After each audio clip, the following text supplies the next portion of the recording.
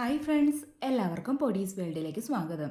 ഇന്ന് ഞാൻ വന്നിട്ടുള്ളത് ബ്രെഡും നേന്ത്രപ്പഴവും വെച്ചിട്ട് വളരെ എളുപ്പത്തിൽ തയ്യാറാക്കി എടുക്കാൻ പറ്റുന്ന നല്ല ടേസ്റ്റി ആയിട്ടുള്ളൊരു ഇഫ്താർ സ്നാക്കിൻ്റെ റെസിപ്പി ആയിട്ടാണ് കേട്ടോ. അപ്പോൾ വീഡിയോ കണ്ടുകൊണ്ടിരിക്കുമ്പം ഇഷ്ടമാവുകയാണെന്നുണ്ടെങ്കിൽ പ്ലീസ് ഒന്ന് ലൈക്കും കൂടി ചെയ്തേക്കണേ. അപ്പോൾ നമുക്കിതെങ്ങനെ തയ്യാറാക്കുന്നതെന്ന് ഒന്ന് നോക്കിയിട്ട് വരാം. സ്നാക്ക് തയ്യാറാക്കി എടുക്കുന്നതിനായിട്ട് ആദ്യം തന്നെ വേണ്ടത് നേന്ത്രപ്പഴമാണ് കേട്ടോ.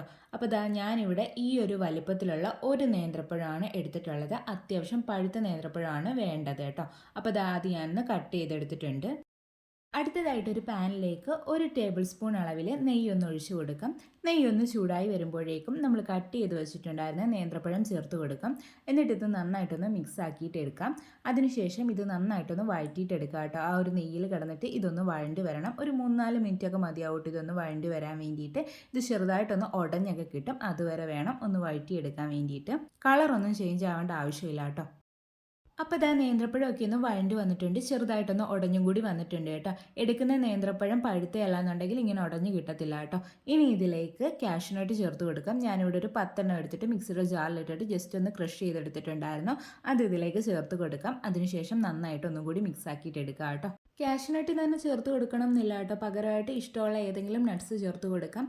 അതുപോലെ തന്നെ ഇത് ചേർത്ത് കൊടുത്തില്ലെങ്കിലും കുഴപ്പമൊന്നുമില്ല കേട്ടോ. അതിനുശേഷം ഇതിലേക്ക് ഒരു കപ്പ് അളവിൽ ചിരകിയ തേങ്ങ കൂടി ചേർത്ത് കൊടുക്കാം. എന്നിട്ട് ഇത് നന്നായിട്ട് ഒന്നുകൂടി മിക്സ് ആക്കിയിട്ട് എടുക്കാം. ഇതിൻ്റെ കളറൊന്നും ചേഞ്ച് ആവേണ്ട ആവശ്യമില്ല കേട്ടോ. ജസ്റ്റ് ഒന്ന് മിക്സ് ആക്കിയിട്ട് എടുത്താൽ മതി. ശേഷം ഇതിലേക്ക് മധുരത്തിന് ആവശ്യമായിട്ടുള്ള പഞ്ചസാര ചേർത്ത് കൊടുക്കാം. ഞാനിവിടെ 2 ടേബിൾ സ്പൂൺ അളവിലാണ് കേട്ടോ പഞ്ചസാര ചേർത്ത് കൊടുക്കുന്നത്. നമ്മുടെ പഴത്തിൻ്റെ മധുരത്തിൻ്റെ അനുസരിച്ചിട്ട് വേണം പഞ്ചസാര ചേർത്ത് കൊടുക്കാൻ വേണ്ടിയിട്ട്. പിന്നീട് ഇതിലേക്ക് ഒരു 1/4 ടീസ്പൂൺ അളവിൽ ഏലക്കാപ്പൊടി കൂടി ചേർത്ത് കൊടുക്കുകയാണ് കേട്ടോ. എന്നിട്ട് ഒന്നുകൂടി നന്നായിട്ട് മിക്സ് ആക്കിയിട്ട് എടുക്കാം. ഈ ഒരു പഞ്ചസാരയൊക്കെ ഒന്ന് മെൽറ്റ് ആയിട്ട് വന്നിട്ട് നമ്മുടെ പഴം ഒന്നുകൂടി ഒന്ന് ഉടഞ്ഞു കിട്ടും കേട്ടോ. അപ്പോൾ നമ്മുടെ ഫില്ലിംഗ് ഇവിടെ റെഡി ആയിട്ട് കിട്ടിയിട്ടുണ്ട്. പഴമൊക്കെ അത്യാവശ്യം ഒന്ന് ഉടഞ്ഞ് കിട്ടിയിട്ടുണ്ട് കേട്ടോ. ഇങ്ങനെ ഉടഞ്ഞ് കിട്ടിയിട്ടില്ല എന്നുണ്ടെങ്കിൽ തവി വെച്ചിട്ട് ജസ്റ്റ് ഒന്ന് ഉടച്ചു കൊടുക്കണം കേട്ടോ. എല്ലാതും ഉടഞ്ഞ് കിട്ടിയില്ലെങ്കിലും കുറച്ചൊക്കെ ഉടഞ്ഞ് കിട്ടണം കേട്ടോ. ഇനി ഇതൊന്ന് എടുത്ത് മാറ്റി വെക്കാം. അടുത്തതായിട്ട് നമുക്കൊരു പാത്രത്തിലേക്ക് കുറച്ച് മൈദ ചേർത്ത് കൊടുക്കാം. ഞാനിവിടെ 1/2 കപ്പ് തികച്ചെടുത്തിട്ടില്ല കേട്ടോ. 1/2 കപ്പിൽ കുറച്ച് കുറവാണ് എടുത്തിട്ടുള്ളത്. അതിലേക്ക് ഇട്ട് കൊടുത്തതിന് ശേഷം ഇതിലേക്ക് ഒരു നുള്ള അളവിൽ ഉപ്പ് കൂടി ഒന്ന് ചേർത്ത് കൊടുക്കാം. അതിനുശേഷം ഇതിലേക്ക് ആവശ്യത്തിന് വെള്ളം ഒഴിച്ചിട്ട് ഇത് നന്നായിട്ടൊന്ന് മിക്സ് ആക്കിയിട്ട് എടുക്കാം കേട്ടോ. ഒട്ടും തന്നെ കട്ടകളൊന്നും ഇല്ലാത്ത രീതിയിൽ വേണം മിക്സ് ആക്കിയിട്ട് എടുക്കാൻ വേണ്ടിയിട്ട്. അപ്പോൾ അത് ഞാൻ നന്നായിട്ട് മിക്സ് ആക്കി എടുത്തിട്ടുണ്ട്. ഈ ഒരു കൺസിസ്റ്റൻസിയിലാണ് കേട്ടോ ഇത് ഇരിക്കേണ്ടുള്ളത്. ഒരുപാട് അങ്ങ് ലൂസും അല്ല, എന്നാൽ ഒരുപാട് തിക്കും അല്ലാത്ത ഈ ഒരു രീതിക്ക് വേണം ഇതൊന്ന് തയ്യാറാക്കിയിട്ട് എടുക്കാൻ വേണ്ടിയിട്ട്. ഇനി ഇതൊന്ന് മാറ്റി വെക്കാം. അടുത്തതായിട്ട് നമുക്ക് വേണ്ടത് ബ്രെഡാണ് കേട്ടോ. ഇത് നമുക്കൊരു റൗണ്ട് ഷേപ്പിലൊന്ന് ആക്കിയിട്ട് എടുക്കാം. അതിനായിട്ട് ഞാനിവിടെ ഒരു പാത്രം വെച്ചിട്ടൊന്ന് പ്രസ് ചെയ്ത് കൊടുക്കുന്നുണ്ട്. അപ്പോൾ അത് ഒരു റൗണ്ട് ഷേപ്പിൽ കിട്ടിയിട്ടുണ്ട് കേട്ടോ. ഈ ബാക്കി വന്ന ബ്രെഡ് കളയണ്ട കേട്ടോ. ഇത് നമുക്ക് ബ്രെഡ് ക്രംസ് ഉണ്ടാക്കാൻ വേണ്ടിയിട്ട് ഉപയോഗിക്കാം. ഒരു ഉണങ്ങിയ മിക്സിയുടെ ജാറിലേക്ക് ഈ ബാക്കി വരുന്ന ബ്രെഡ് എല്ലാം കൂടി ഇട്ടിട്ട് ജസ്റ്റ് ഒന്ന് പൊടിച്ചിട്ട് എടുത്താൽ മതി. അപ്പോൾ ബാക്കിയുള്ള ബ്രെഡും ഇതുപോലെ തന്നെ ഞാനൊന്ന് ഷേപ്പ് ആക്കിയിട്ട് എടുക്കട്ടെ കേട്ടോ. ബ്രെഡ് എല്ലാതും ഞാൻ ഷേപ്പാക്കി എടുത്തിട്ടുണ്ട്. അതുപോലെ തന്നെ ബാക്കി വന്ന ബ്രെഡ് എല്ലാതും കൂടി ഇട്ടിട്ട് ബ്രെഡ് ക്രംസും റെഡിയാക്കി എടുത്തിട്ടുണ്ട് കേട്ടോ. അടുത്തതായിട്ട് ഷേപ്പ് ചെയ്തെടുത്തിട്ടുള്ള ആ ഒരു ബ്രെഡ് ഒന്ന് എടുക്കാം. അതൊന്ന് രണ്ടായിട്ട് കട്ട് ചെയ്തിട്ട് എടുക്കുക കേട്ടോ. അതിനുശേഷം നമ്മൾ റെഡിയാക്കി വെച്ചിട്ടുണ്ടായിരുന്ന ആ ഒരു ബനാനയുടെ ഫില്ലിങ് ഇതിൻ്റെ ഒരു പകുതി ഭാഗത്തൊന്ന് വെച്ച് കൊടുക്കുക കേട്ടോ. കുറച്ച് മാത്രം വെച്ച് കൊടുത്താൽ മതി.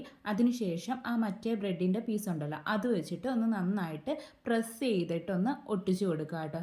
അത്യാവശ്യം ഒരുപാട് പ്രസ് ചെയ്യണം എന്നല്ല, എങ്കിലും അത്യാവശ്യം നന്നായിട്ട് പ്രസ് ചെയ്ത് കൊടുക്കുക കേട്ടോ. അപ്പോൾ ഇതുപോലെ തന്നെ ബാക്കിയുള്ളതും ഞാനൊന്ന് റെഡിയാക്കിയിട്ട് എടുക്കട്ടെ കേട്ടോ. ബാക്കിയുള്ളതെല്ലാതും ഞാനിവിടെ റെഡിയാക്കി എടുത്തിട്ടുണ്ട്. അടുത്തതായിട്ട് നമ്മൾ റെഡിയാക്കി വെച്ചിട്ടുണ്ടായിരുന്ന ആ ഒരു മൈദയുടെ മിക്സിലേക്ക് ഈ ഒരു സ്നാക്ക് ഒന്ന് ഡിപ്പ് ചെയ്തിട്ട് എടുക്കുക. ശേഷം റെഡിയാക്കി വെച്ചിട്ടുണ്ടായിരുന്ന ആ ഒരു ബ്രെഡ് ക്രംസിലേക്ക് ഇട്ടിട്ട് ഒന്ന് റോൾ ചെയ്തിട്ട് എടുക്കുക കേട്ടോ.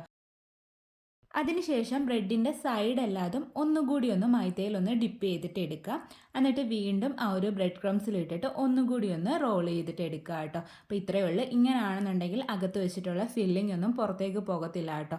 പോകാതെ തന്നെ ഇരിക്കും. അപ്പോൾ ബാക്കിയുള്ളതെല്ലാതും അതുപോലെ തന്നെ ഞാനൊന്ന് റെഡിയാക്കിയിട്ട് എടുത്തിട്ടുണ്ട്. ഇനി നമുക്കിതൊന്ന് ഫ്രൈ ചെയ്തിട്ട് എടുക്കാം കേട്ടോ. അതിനായിട്ട് ഞാനിവിടെ ഒരു ഫ്രൈയിങ് പാനിൽ കുറച്ച് ഓയിലൊന്ന് ചൂടാക്കാൻ വേണ്ടി വെച്ചിട്ടുണ്ടായിരുന്നു. അപ്പോൾ ഓയിലൊക്കെ നന്നായിട്ട് ചൂടായിട്ട് വന്നിട്ടുണ്ട്. ഈ ഒരു സമയത്ത് നമ്മൾ റെഡിയാക്കി വെച്ചിട്ടുണ്ടായിരുന്ന സ്നാക്ക് ഇതിലേക്ക് ഇട്ട് കൊടുക്കുക കേട്ടോ. അപ്പോൾ എല്ലാ സ്നാക്കും ഞാൻ ഇട്ട് കൊടുത്തിട്ടുണ്ട്.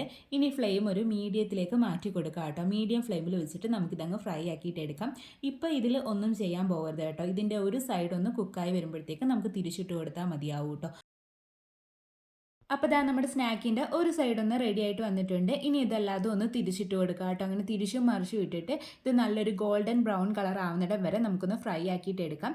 ബ്രെഡ് ആയതുകൊണ്ട് തന്നെ പെട്ടെന്ന് തന്നെ ആയി കിട്ടും കേട്ടോ. ഒരുപാട് സമയമൊന്നും പിടിക്കത്തില്ല.